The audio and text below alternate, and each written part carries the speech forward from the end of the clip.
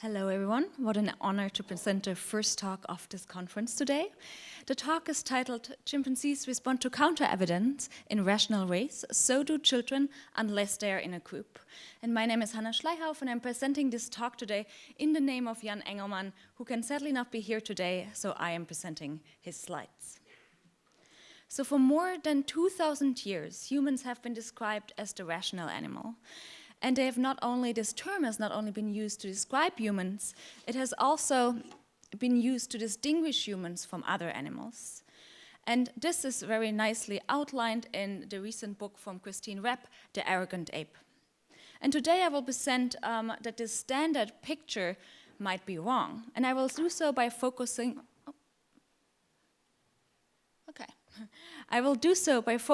on one specific rational thought process, namely belief revision.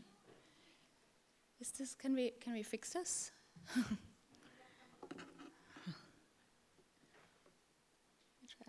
I hope so. Okay. I try quickly to fix this issue.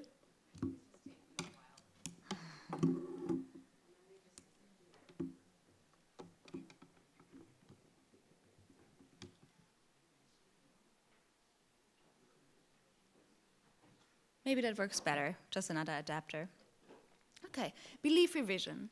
So it is a major concern of the theory of rationality how opinion should be shifted upon receipt of new information. So for example, if you have a prior belief and then you receive some new data, you can decide whether you update your belief, maintain your belief, or suspend judgment. And generally speaking, this can be done in two ways, one first order and one second order. So for example, imagine you have a belief, your hypothesis 1, which is supported by some evidence, and now you receive some other evidence that speaks for a contradicting hypothesis. This is the first way your belief can be challenged, which is a first order way that is called rebutting defeaters. And the other way, the second order way, would be, for example, if you receive some evidence that is tackling your initial evidence that you had. And this is called undercutting defeaters. And today in my talk, I will focus mostly on rebutting defeaters, but I will also mention undercutting defeaters sometimes in this talk. So let's come to the two parts of this talk. In the first part, I will focus on rational belief revision, and I will argue that human children and chimpanzees both possess the key rational capacities of responding appropriately to counter-evidence. And in the second part, I will focus on irrational belief revision, and I will argue that in certain contexts, namely in group contexts, children respond irrationally to counter-evidence. So let's start out by summarizing what we already know from children's studies so far. There's quite good evidence that children around the age of 4 respond appropriately to counter-evidence and rationally revise their beliefs. So they weigh the strength of their initial belief against the strength of new evidence. And this is often also in line with Bayesian predictions of belief revision. And there's also some evidence that around this age, children respond appropriately to both types of counter-evidence, like rebutting defeaters and undercutting defeaters. And please come tomorrow to the symposium on reflective rationality if you want to see some evidence by Kirsten Blakey with even younger children. But what we do not yet know is whether we share this capacity with other animals. And here it's especially interesting to look at our closest evolutionary relatives, chimpanzees. And this is what we did in the first project that I'm presenting here today. This was a big collaborative effort with many amazing co-authors, and we tested in total 5 studies, and due to some time restrictions, I focus on the first 2 studies today. So how did we test rational belief revision? So what you can see here in this picture is the general setup. Chimpanzees represented with a piece of food, and this piece of food was hidden in one of 2 boxes. So one box was empty, and the other box contained the food. And then we presented them with the first piece of evidence that the food is in one of the boxes. Then they could indicate a first choice, but didn't get the food. And then we presented them with a second piece of evidence that contradicted the first, and then they could indicate their choice again, and then they also received the food if they got it right. So what we were interested mostly here is whether there is a difference between the first and the second choice, whether they revised their beliefs from choice 1 to choice 2. And we tested 2 conditions across both experiments. One was a strong evidence first condition, where the first piece of evidence that they received was strong. The other was a weak evidence first condition, where the first piece of evidence was weak. And across the experiments, we varied what type of evidence they got. In experiment 1, our strong evidence was visual, so we turned the box around and they could directly look through a class and see what's inside the box. And our weak evidence was we took the box and we shook it and they could hear a rattling noise. And interestingly, in the second experiment, was what was weak first became then strong evidence. So the strong evidence was shaking the box. And then we had weak visual evidence, which was in this case like a peanut trace, so like 3 peanuts leading to one of the boxes. And then our main DV was whether the chimpanzees revised or maintained their beliefs. And then we tested whether the chimpanzees' belief revision choices are in line with a Bayesian formulation of belief revision. And that led to 2 key predictions, namely, if the initial evidence is stronger than the new evidence they get, they should maintain their belief. If the new evidence is stronger than the initial evidence, they should revise their belief. And here is an example of how this looked like in the second experiment. So first, the strong evidence first condition. So this is the strong evidence, shaking the box. Then she can make a choice. She chooses this box. Now it's the traces evidence that is presented. So there's the 3 peanuts leading to the box on the right, and she can choose again, and she sticks to her choice. Then the weak evidence condition. So she sees first the peanut traces, chooses, and she follows this evidence. Now she gets the strong evidence, and chooses again and changes her mind. So when we analyzed this data, we looked first only at the first choice, and we did so to test whether we classified our weak and strong evidence correctly.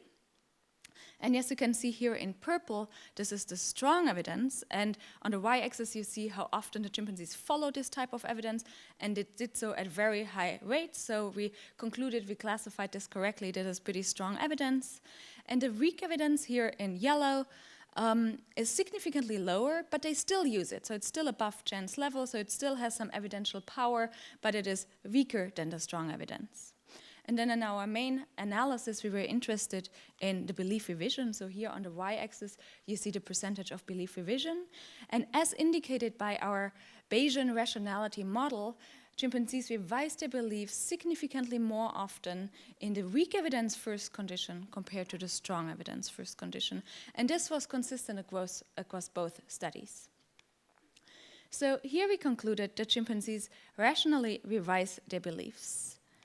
And our pattern of results was in line with our Bayesian rationality model, but it was not in line with some other models that we fitted, for example, a recency bias model and a belief perseveration model. And we also found that the chimpanzees judge this evidence strength flexibly depending on the context. So for example, in study 1, the auditory evidence was considered weak when contrasted with the visual evidence that they could directly see in the boxes, but in the second experiment, it was considered strong if it was contrasted with the peanut traces.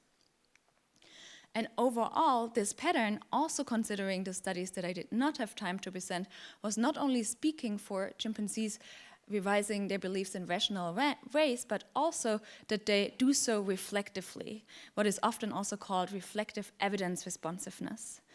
So we found that they identify evidence as evidence and that they assess the evidence in their thought, because they also responded to undercutting defeaters. So chimpanzees engage in rational belief revision, and now let's look at when belief revision diverges from rationality in young human children, namely in group contexts. Again, this was a great collaborative effort with many people involved, and here it was 3 studies. The paper was just published around Christmas, and I will focus on the last study only of this paper. So what did we do here? So we tested two conditions. One condition was a group condition, so children were a member of a group. And the other condition was a no group condition, where children were informed about the existence of these groups, but were not part of it. And we tested 4 to 6 year old kids. And we studied out by group assignment or informing the children about these two groups. And then we introduced our game. And the game was, children were presented with 10 boxes and they had to figure out, are there more lions or more elephants in these boxes? And then they were presented with contrasting group beliefs. So one group stated they believe there is more elephant, the other there is more lions in these boxes. And then kids could indicate their first belief. And we did so on this scale, so it's pretty intuitive. When the marker was put on the very left, they believe that there is mostly elephant in these boxes. On the very right, there is mostly lions in these boxes. When it was in the middle, children indicated that they didn't know, and everything in between gave them some range of indicating their confidence. And then they were presented with counter evidence opposing their belief. And then after seeing this counter evidence, they had a chance again to indicate their belief. So they were asked, do you want to stick to what you believed before, or do you want to change your mind? And let's start out with the results by looking at their first response. So interestingly, children in both conditions responded very similarly in the first measurement. So the group condition, they were 2.3 units away from the midpoint, and in the no group condition, they were 2.6 units away from the midpoint. So there was no difference, but they were still pretty confident about what they heard. And then they were presented with evidence, and then it was interesting because it changed. So in the no group condition, the children moved an average of 4.2 units towards the belief supported by the counter evidence, but in the group condition, they only moved an average of 2.2 units, which suggests that children in the group condition were less convinced and placed less weight on seeing the counter evidence than children in the no group condition. And here's another way of how to represent this. So here you see on the x-axis the confidence, the reduction in confidence, and the children in the no group condition reduced their confidence more than children in the group condition. And when we looked whether they even shifted the belief, so they went from one side of the scale to the other side of the scale, we found that also here children in the no group condition actually significantly more often changed their belief than children in the group condition. So children were less likely to revise in-group beliefs, and we also found mechanisms that explain this pattern. So children seem to place less weight on evidence when it supposes an in-group belief, so their evidentiary standards seem to shift. And in the two other studies of this paper, we also found that they seem to place more weight on the evidence that supports the in-group belief. And earlier I reviewed the evidence that children can actually revise their beliefs in rational ways if they are not member of a group. So why is it now here that they respond irrational? And I think there are several explanations. One is that what actually looks irrational is not irrational but rational, so that they just put more, they just trust their own in-group more than the out-group. However, since we did not find a difference in the first measurement, we think it's an unlikely explanation. A more likely explanation, we believe, is that children have some instrumental motivations to hold a belief. And this is in line with a recent theoretical approach that there might be more belief-like cognitive attitudes which have different functions, for example, epistemic functions or instrumental functions. And to sum up, I studied out with that humans are uniquely rational animals, and I suggested two modifications to this view. One, that also other animals can have some rational capacities, and second, that humans are also uniquely irrational in certain ways, namely in group contexts. And with this, thank you for your attention.